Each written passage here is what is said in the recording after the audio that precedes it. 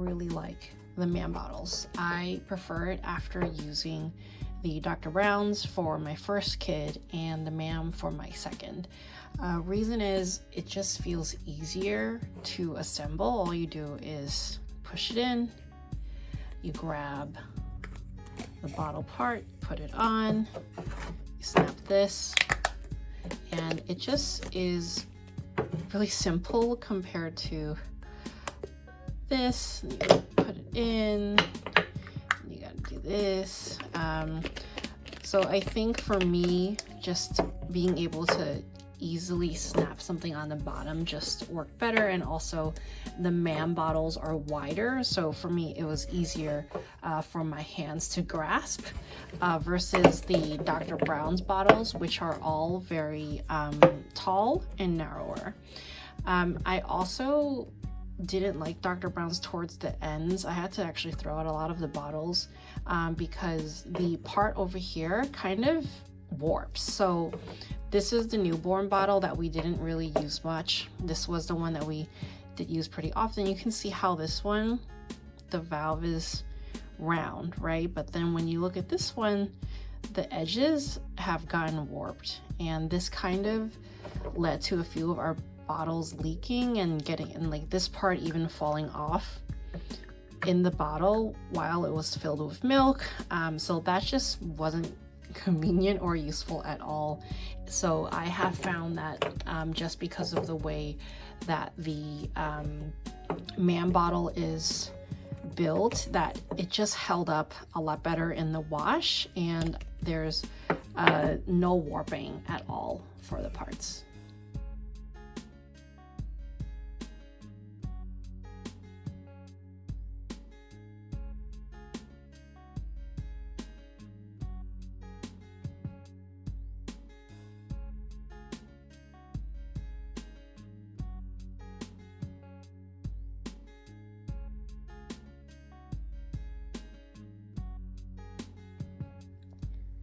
Parts of the MAM bottle and the Dr. Brown's.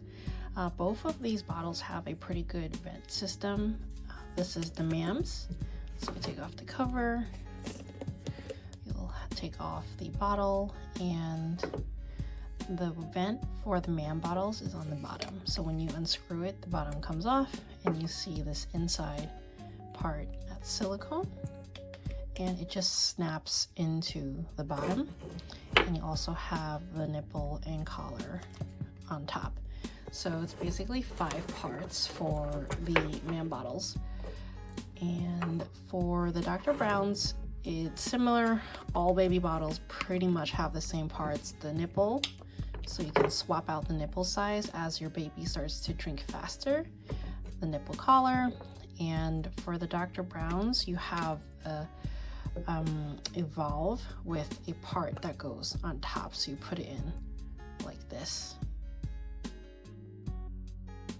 For the newborn bottle, which is very, very similar with blue parts, different colors, but it's pretty much the same system.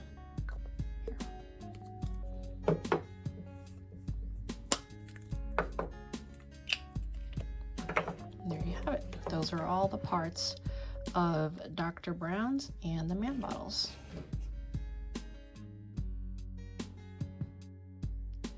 One big tip I have for these bottles is that as a new parent, you're going to be very sleepy and tired when putting these together. So there's just so many parts. It looks like a freaking ginormous puzzle, right? And you're trying to get it quick, the baby's crying.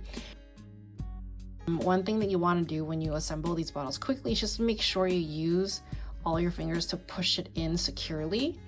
And when you snap in these parts, make sure that it's actually lined up, and turn it on the side to make sure that the milk doesn't come out from this way or from this way, right? Because that could be a big leak. We've sometimes done it so quickly where we kind of, put it on like this and we didn't know, and then when we went to feed our girl, it just, oh my god, it made such a big mess and spilled all over her front.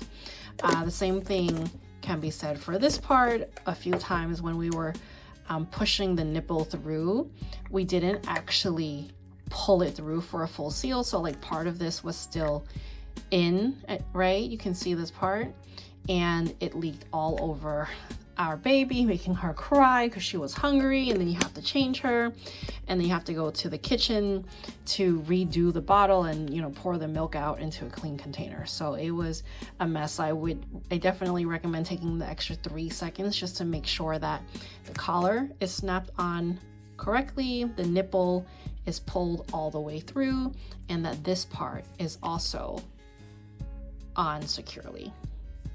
For Dr. Brown's, same thing. Sometimes we do this very quickly. Just it go into the bottle like this, resulting in probably not the best ventilation of the air to help with the air bubbles for your baby. So definitely make sure you snap it on. And again, same thing for the nipple. Whenever you pull it through, pull it all the way through, and make sure that you're screwing on correctly.